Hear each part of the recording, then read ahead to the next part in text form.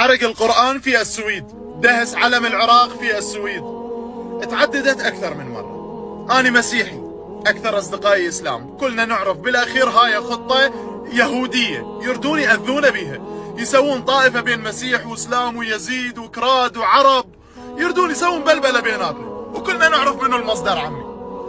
ليش بس أنا رئيس حكومتي العراقية حاليا اليوم يطلع وينفذ قرارات ويطرد سفراء سويديين ليش بس هو محترق دمه؟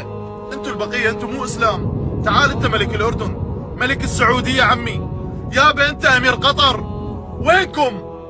انتوا مو اسلام، مو بيت الله يمكم.